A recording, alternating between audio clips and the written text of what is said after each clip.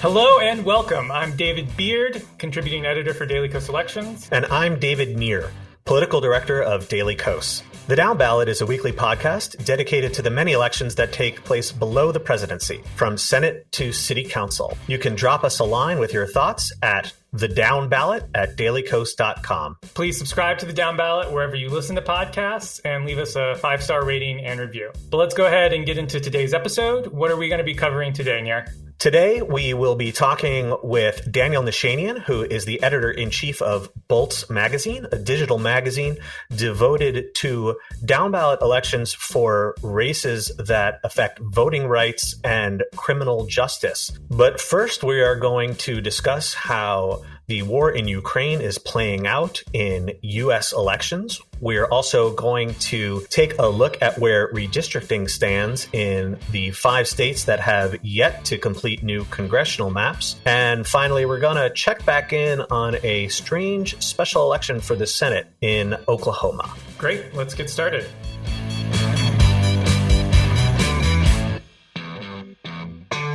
It's now time for our weekly hits, where David Beard and I will run through some of the stories that are making headlines or that are not making the headlines they should be in the world of down-ballot elections. What are you starting us off with, Beard? So I wanted to continue an interesting discussion that we had last week a little bit, which is the influence of the Russian invasion of Ukraine on the ongoing GOP primaries. We saw last week that the North Carolina Senate had an ad about it, and now we've seen 2 more Republican ads related to it. One, pretty straightforward in Ohio, and then one kind of strange one that I'll get to afterwards in Georgia. So in Ohio, there's a 5-way Senate primary for the GOP nomination, and this involves really 2 candidates, former Ohio Treasurer Josh Mandel and former Ohio Republican Party Chair Jane Timken. Mandel's been endorsed by the Club for Growth, and they've been spending money on his behalf, and so they've started airing an ad hitting Timken for her family's business dealings with Russian oligarchs. So the ad claims that Vladimir Putin's old oligarchs partnered with Jane Timken's family business to build high-capacity freight rail cars.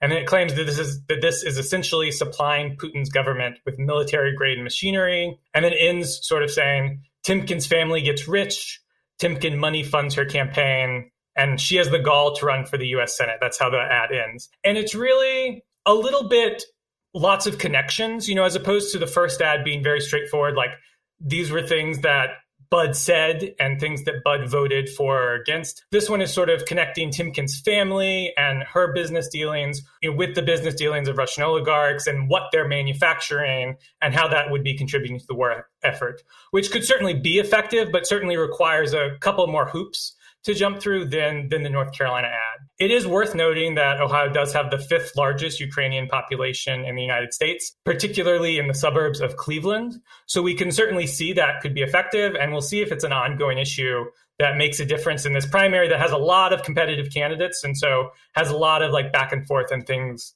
going on with it. And then separately, there's this very crowded primary in Georgia's 10th district, which covers sort of the central and eastern parts of the state, where the incumbent Republican Jody Hice is running for Secretary of State. And one of the many candidates running here is Mitch Swan. He's a retired Marine colonel, and he's running this very strange ad where he starts off talking about the biggest European land war in Europe since World War II, obviously talking about the Russian invasion. And he talks about how Putin is reviewing nuclear options in a very scary way.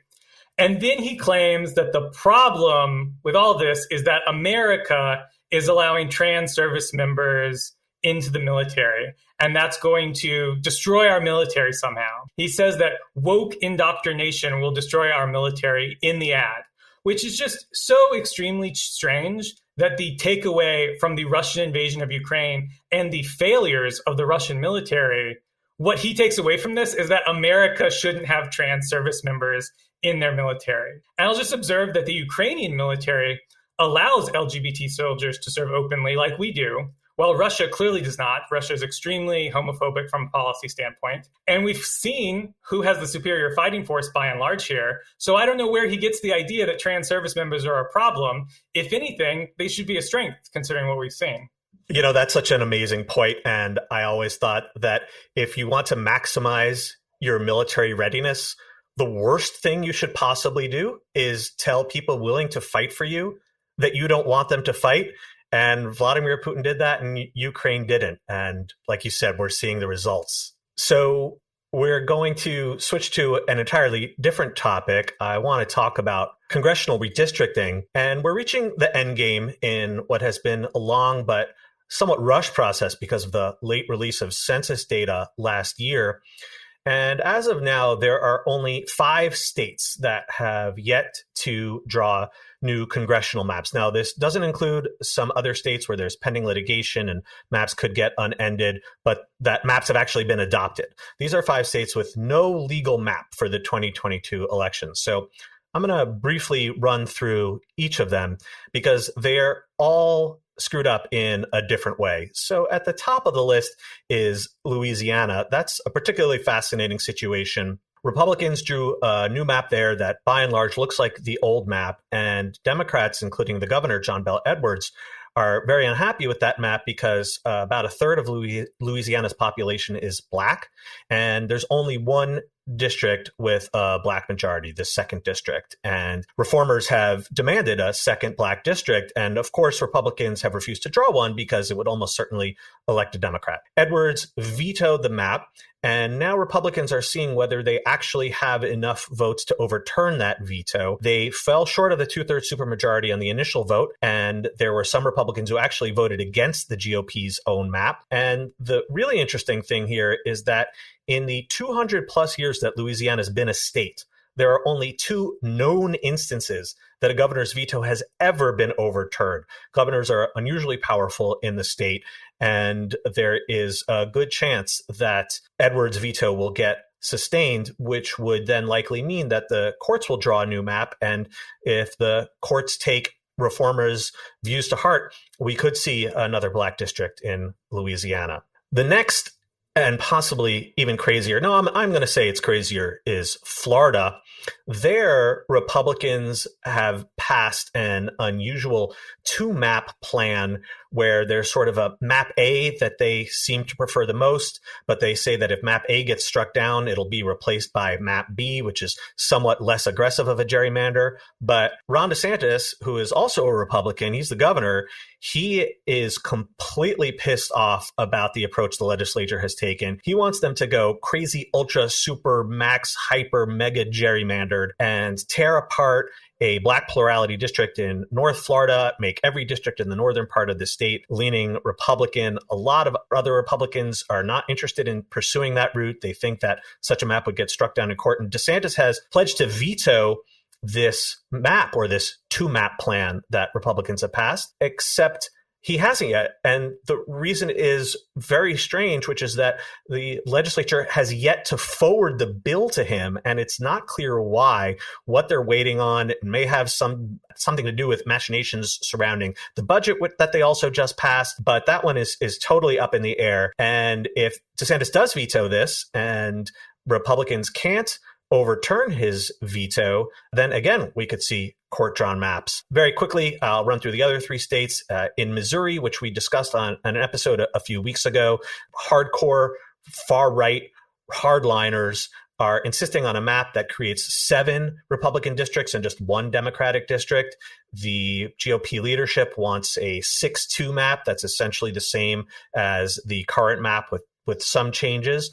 And Missouri has an unusually strong filibuster in its state Senate.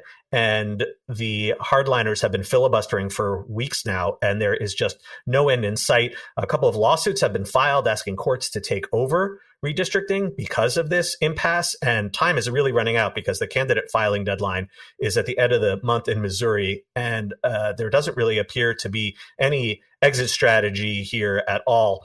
So it's very unclear what's going to happen. Ohio is also up in the air because the state Supreme Court has struck down the GOP's congressional map as an illegal partisan gerrymander in violation of the state constitution.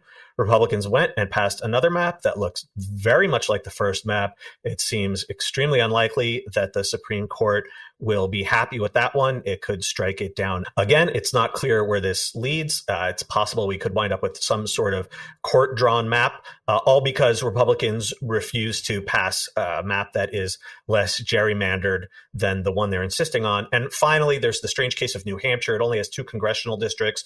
Republicans are working on a map that would try to target one of the state's 2 Democrats by upending a district line that has been pretty much in place for 140 years.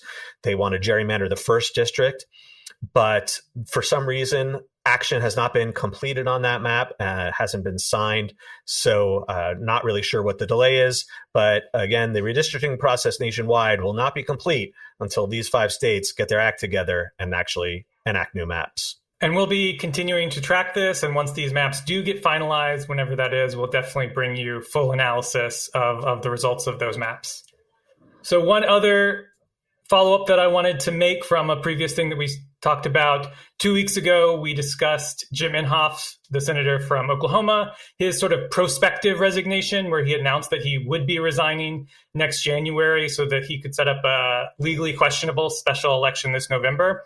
A question we had at the time was, is there any way to sort of stop this or have a lawsuit about it? And we weren't sure because it was unclear who might bring that suit or have standing, and somebody is at least giving it a go.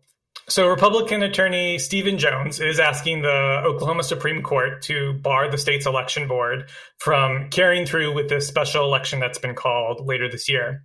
Jones gained prominence nationally for representing the Oklahoma City bomber, Timothy McVeigh. He was also the GOP Senate nominee in 1990 in Oklahoma. So he's been around in the state for a long time.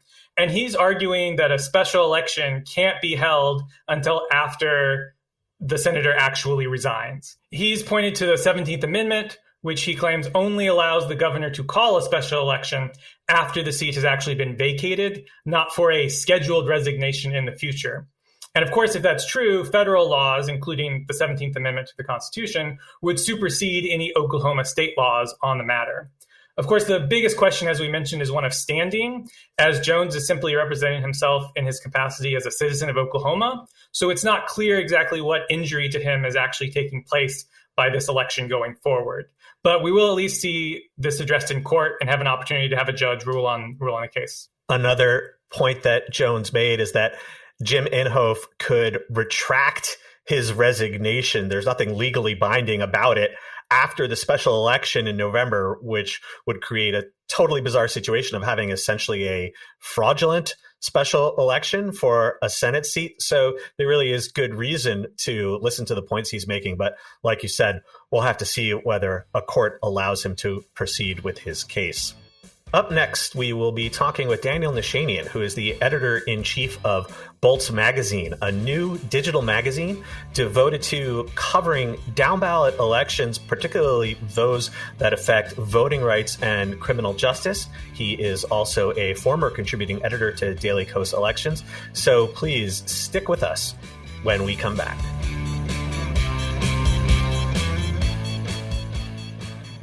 Joining us today is Daniel Nichanian, also known as Tennille on Twitter. He's the founder and editor-in-chief of Bolts Magazine, a digital magazine that focuses on local elections, particularly in the areas of criminal justice and voting rights.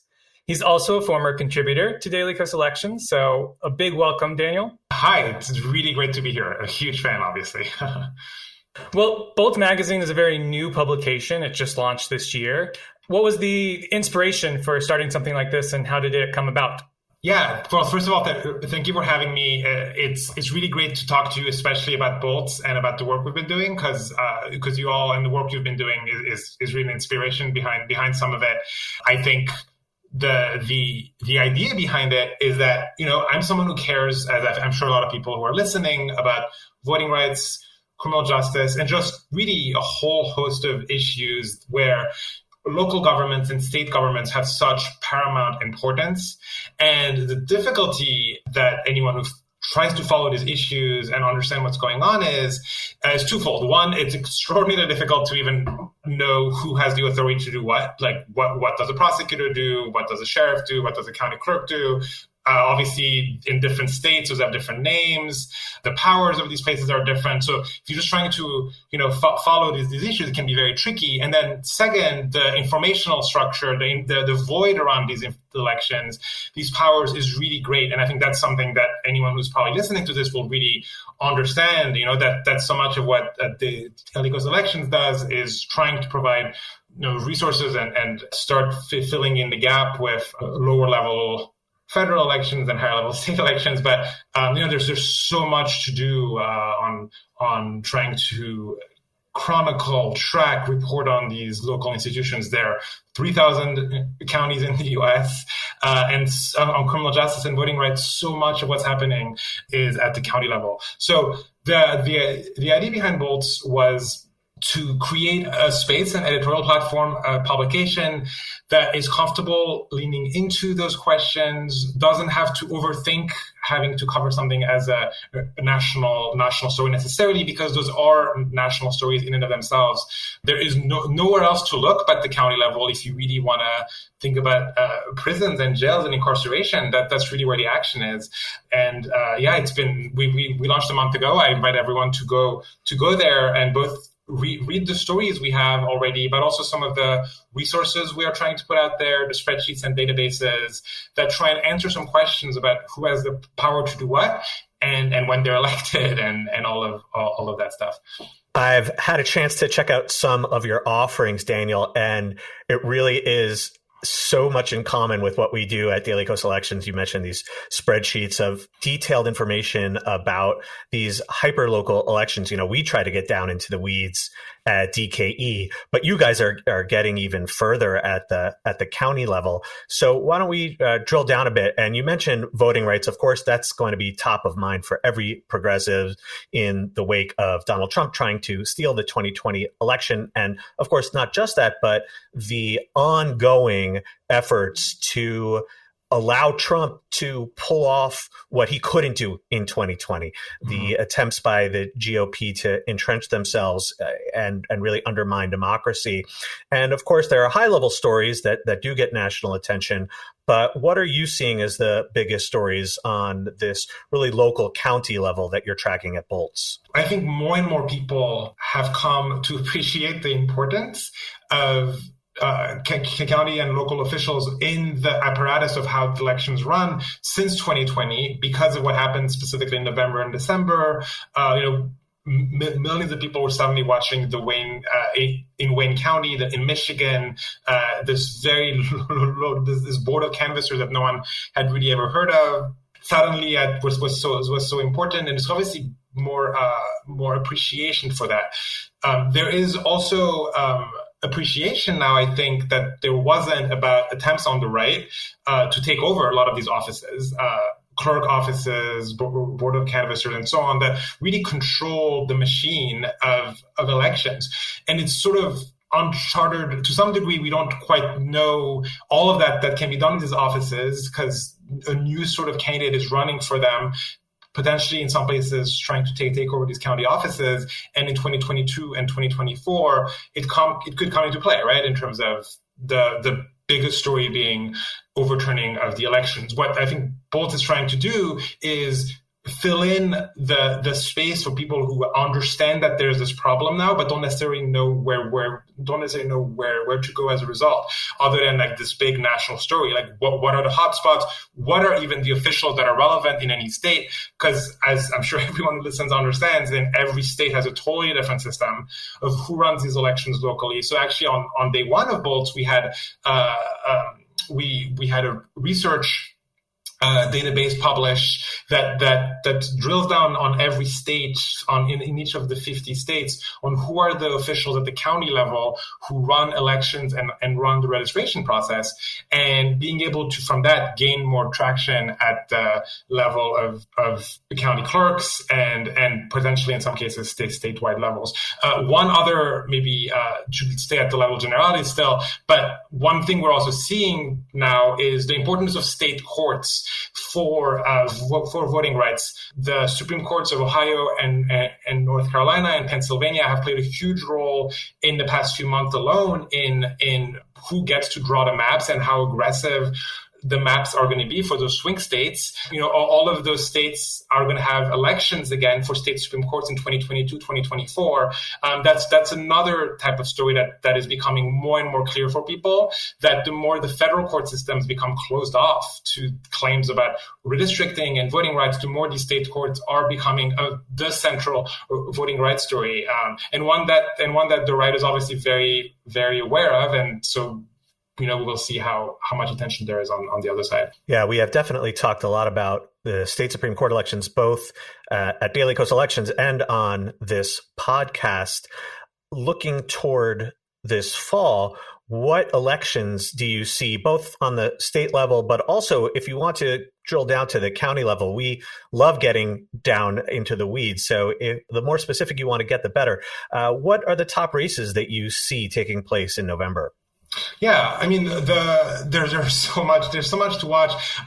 So I think number one will be the places where Trumpian candidates really running on platforms of quote unquote stopping the steal, arguing that the 2022 election was stolen, and gesturing towards things they're going to do in 2020 to 2024 mostly to crack down on these false claims of fraud, right? So at the highest, the most obvious level, candidates like the Carrie Lake who's running for governor in Arizona. There's many candidates in Arizona, in Georgia, in Ohio, who are running for the Secretary of State positions on similar claims. I think what is becoming very apparent is that candidates or incumbent Republicans who are not really part of that crowd, first of all, always were obviously doing things that were threatening voter access. It's not like they waited for Trump and for 2020 to suddenly start purging voters, right? To start closing down polls. This has been a very, very, very, very long game on the right. So, and some of them are starting to take on increasingly the language of widespread voter fraud in the context of 2020 to argue for more. We are seeing that in Ohio, for instance, where the Republican incumbent in the race for Secretary of State is known as an establishment Republican, but he has been started to talk more and more about fraud as well.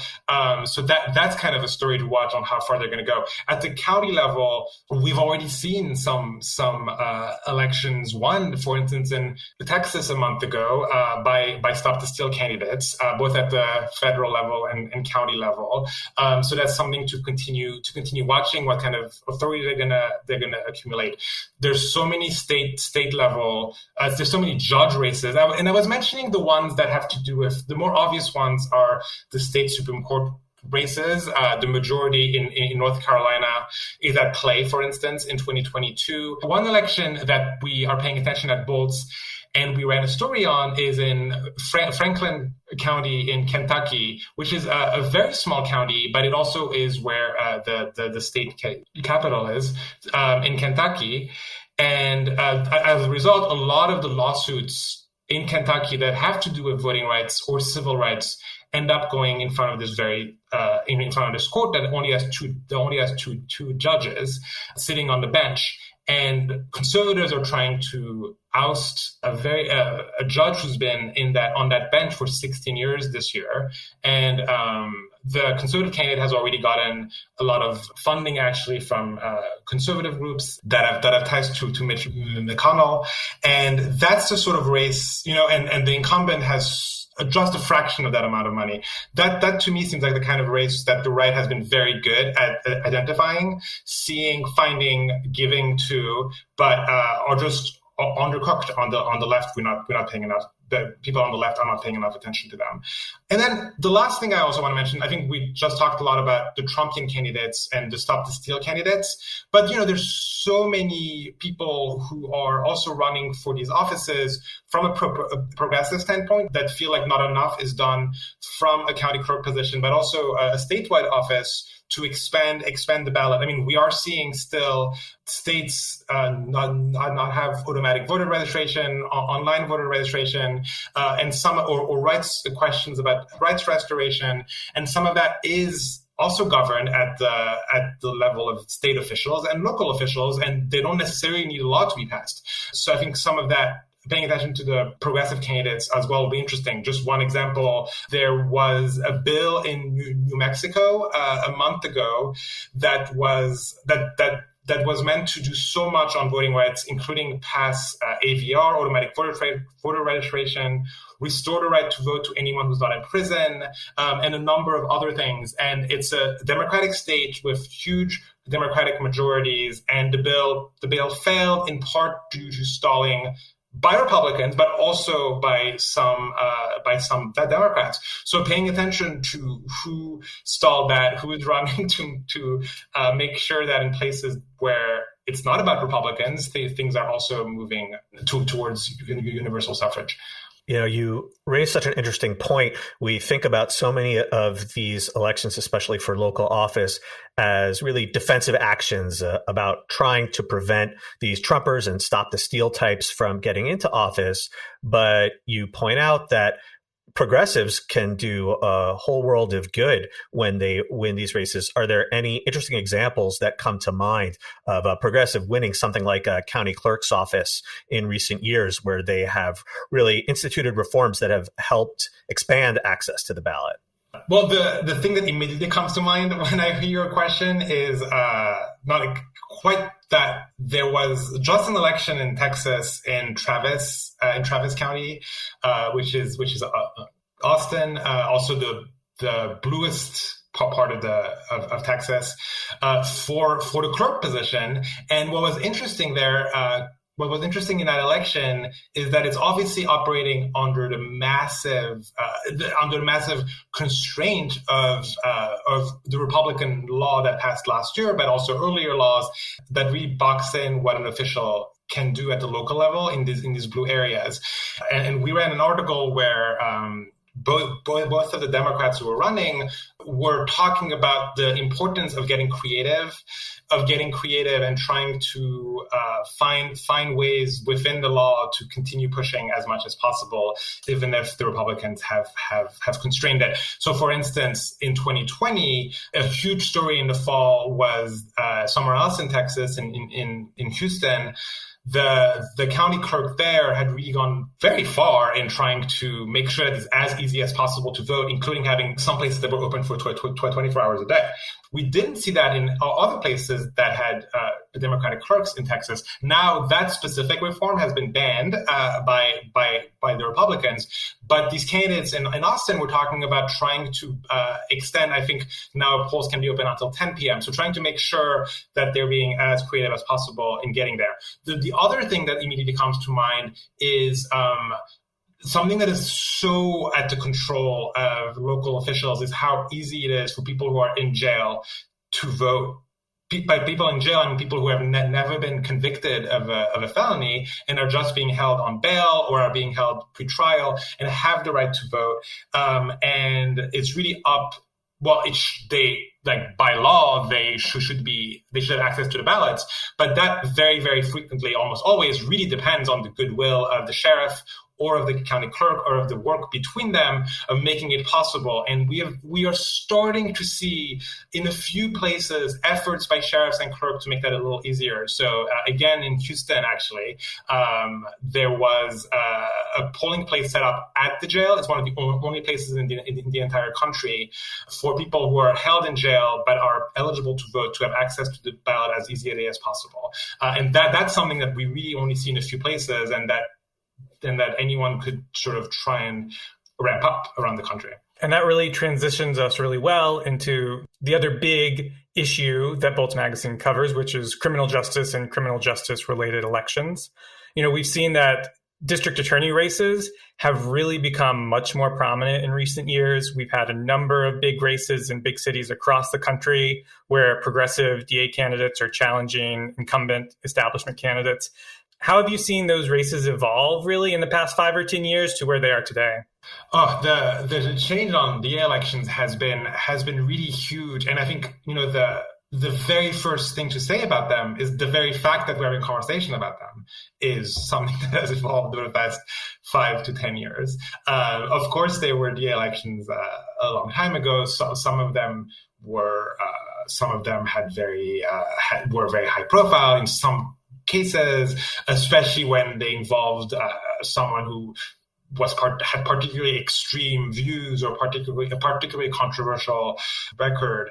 But those were, I think, extreme cases typically, and the fact that the vast authorities that DAs have to shape the criminal justice system and the scope of incarceration, and that has come into view not just in extreme cases where someone is where there's like the most outrageous cases that really land them, like everyone can immediately see, but the cases that do take explanation and understanding that within the scope of what someone can do within the law, before we go into what is illegal or unethical that prosecutors do, there's such a huge amount of difference that can be done, and there's more and more candidates that have different sort of platforms than the traditional approach of prosecutors has been for the past 20, 30 years.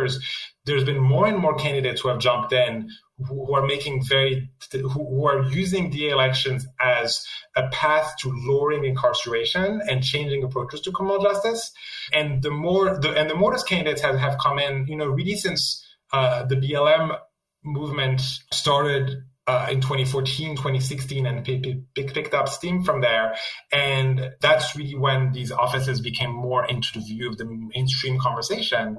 And as there are more and more candidates who jump in, there are more and more issues, I think, that are being debated, and a lot of conversations. Like, for instance, there are many more candidates now who are running on platforms of saying they will never file charges when it comes to some lower level offenses, like certain lower level drug offenses.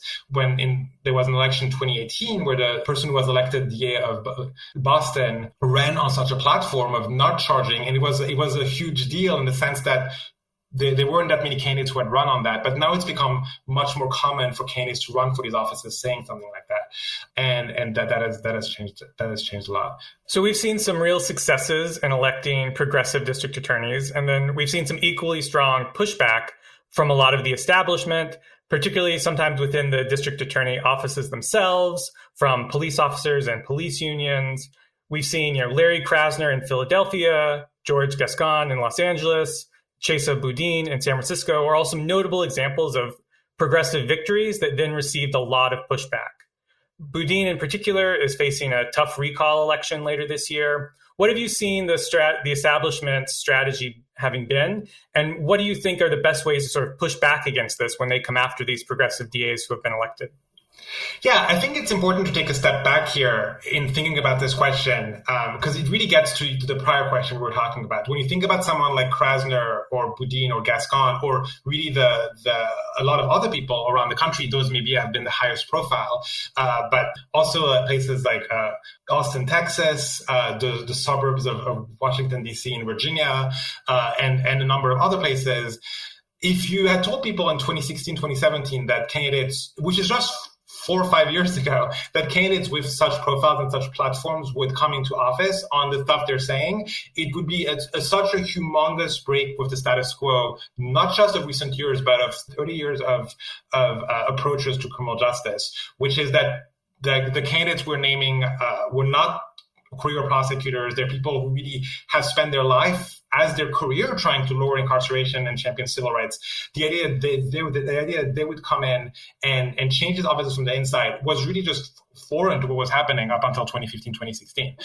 So there's already been such a humongous shift, and a lot of the people who are invested in the other side of this debate in keeping approaches that are more punitive, that whether it's on lower level offenses like the war on drug or on higher level offenses, because we're also speaking now much more than until 3-4 years ago about violent crime and approaches to very long incarceration and these higher level crimes, and what is the best way to promote safety through them.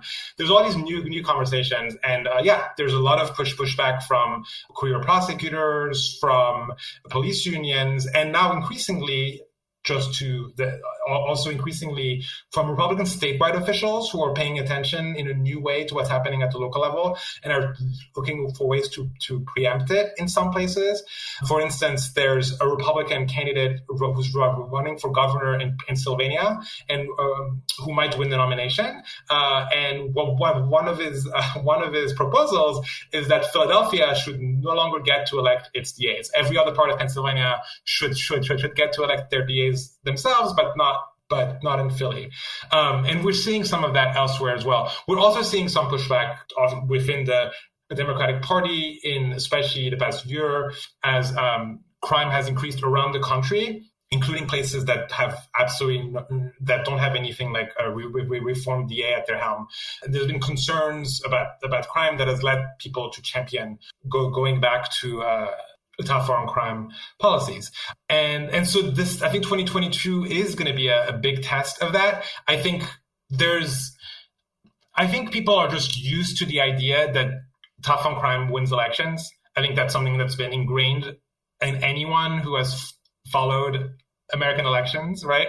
For any time since the past 25, 30 years. I mean, anyone who's grown up watching clips of, CNN always, in every presidential season, showed a clip of the 88 presidential debate where Michael Dukakis famously didn't answer a question on the death penalty the way he was supposed to answer it. So there's just been ingrained that tough on crime wins elections. What we have seen in 2016 and 2017, that's no longer the case in a lot of these elections, and people are surprised by that. For instance, in Philadelphia, Larry Krasner was meant to be in a ton of trouble in 2021 because he was up for re-election. He won by a lot in both the primary and the general election. And I think 2022 is going to continue being a test of that question. And if you were going to be giving advice to someone like a Chase Aboudin, who, as we mentioned, is up for recall in June, about pushing back against these establishment attacks, what might you say? I think, first of all, that people underappreciate the degree to which in many of the places that we are talking about, there's been such an awareness of the harms of mass incarceration because so many voters know someone who has been in prison, who has been in jail, who has lost the right to vote. If you put a ton of people in prison and jail over this long period, there is a very different awareness of the harms of incarceration than there may have been when incarceration was much lower. And I think the candidates we're talking about have been aware of that and have been able to talk to that in a way that's very different from the candidates, and I think they're continuing to do so. One thing that's new this year is there's a lot more conversation and pushback around the rise of violent crime around the country that I was just discussing. And it is very important for anyone who is running on a progressive platform, on a reform platform, to talk about why they think their policies are not just are addressing the harms of mass incarceration and racial injustice, but are also important to promote safety and approach the question of safety in a different way. We saw some of that go both ways. I think in 2021, I think there was a kind of a dress rehearsal in a lot of elections for mayor in particular, where there were a lot of progressive candidates for mayor who were trying to make the case that we really have it wrong, that if you want to address addressing crime really means much more investments in transit and housing.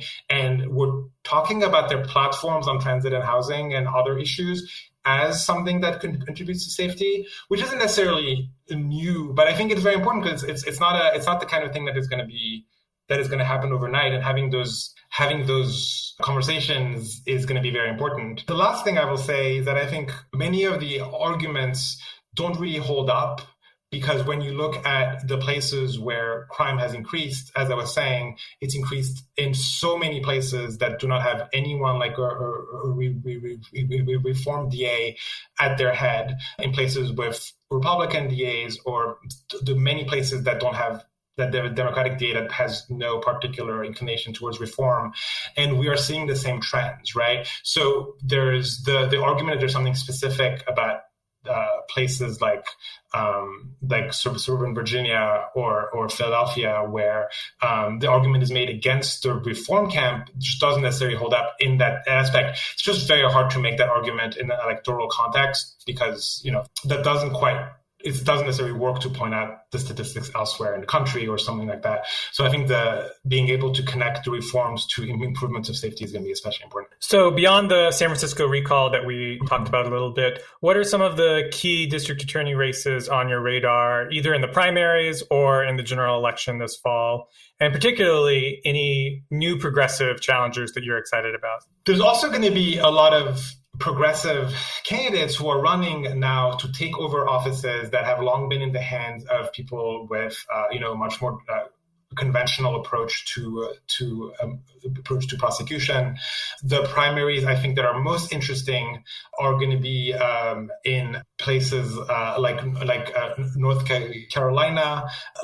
There's a lot of places around LA and San Francisco, because those are the two places where reform DAs have really made their mark and are now coming under attack. But in 8 to 10 California counties, the other side of stuff is happening, where there are progressive candidates that are trying to take over offices that are sort of anti-reform and that have opposed reform at the statewide level. If you're in California, the chances are you are in a county with like that, because there's really a lot. Another one that's very interesting is Clark in Nevada. Which is Las Vegas, where there's a DA there who is among the most prolific in the country in seeking the death penalty in cases. Because the death penalty is an example where it really comes down to the county level. It really comes down to whether the incumbent DA wants to seek the death penalty or not. In some places, it never happens, and just a few counties account for the huge share of new death cases in the U.S., and one of them is Clark County in Nevada, and the challenger there has promised to never seek the death penalty. That race in and of itself could really change the numbers on the death penalty across the country, which sounds weird to say because it's just one county, but that's really the kind of scope that we are talking about in terms of the authority these people have. Another one I'll mention is the DA race in Boston. What's interesting in Boston, I was already mentioning it before, is the incumbent just left because she was appointed to a federal office, and the Republican governor there just appointed a new DA in Boston who's actually running as a Democrat in 2022 and is facing at least one opponent. The filing deadline hasn't passed yet, so he may have others still. But that is going to be a very important race because Boston was one of the key places where progressives took power in 2018 in these offices, and it's going to be very important to follow this year. This has been an absolutely fascinating discussion. We have been talking with Daniel Nichanian, who is the founder and editor-in-chief of Bolts Magazine. You can find him on Twitter at Taniel, that's like Daniel, but with a T.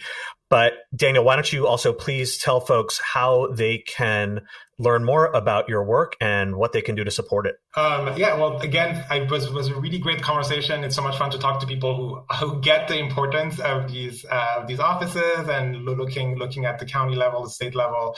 And, anyone who is interested in our coverage or really learning more about the races that I'm talking about and seeing the maps we have and seeing the coverage we have, you go to boltsmag.org and you can sort of explore the page I was discussing that I think has been very exciting to me to have, because I've already learned so much of it about who runs elections at the county level. You can see some of the maps about the places that have very important elections at the county level.